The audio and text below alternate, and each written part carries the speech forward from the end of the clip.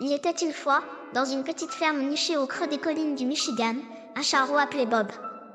Bob était un chat très spécial. Chaque jour, il observait avec beaucoup d'attention la canne de la ferme venir pondre ses œufs dans un petit nid douillet de paille. La canne, cependant, semblait toujours pressée de repartir, laissant ses œufs tout seuls. Bob, qui aimait tout le monde dans la ferme, décida qu'il ne pouvait pas laisser ses petits œufs sans compagnie. Il s'approcha alors doucement du nid. D'un saut léger, il se levait autour des œufs, les entourant de sa douce fourrure rousse.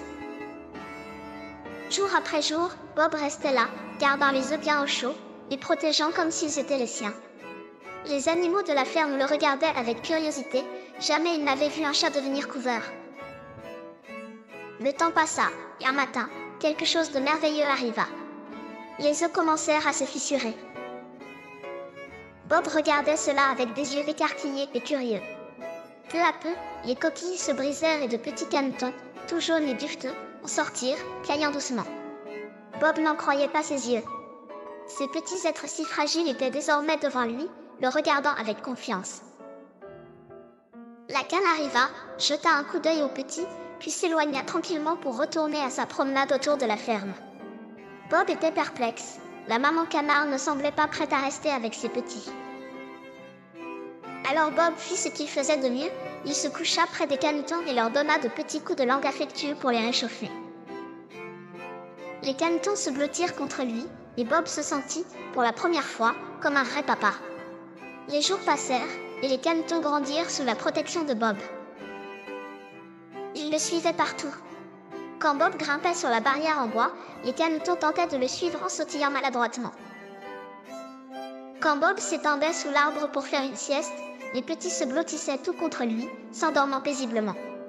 Et quand Bob traversait la cour de la ferme, les canetons, en file indienne, trottaient juste derrière lui. Les autres animaux de la ferme trouvaient cela adorable.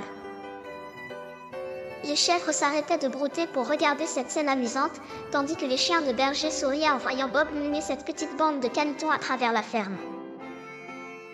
Wendy, la fermière, adorait les observer. « Regardez-moi ce papa chat et ses petits canetons », disait-elle en riant. Un jour, alors que le soleil était haut dans le ciel et que la ferme était baignée de lumière dorée, Bob décida d'emmener les canetons jusqu'à l'étang qui se trouvait un peu plus loin. C'était la première fois que les canetons allaient voir l'eau, et Bob était un peu nerveux. Mais il savait qu'ils étaient prêts. Il les regarda s'approcher de l'eau et, un par un, les petits canetons plongèrent dans l'étang, piaillant joyeusement et nageant comme s'ils avaient fait cela toute leur vie. Bob les observa depuis le bord, le cœur gonflé de fierté.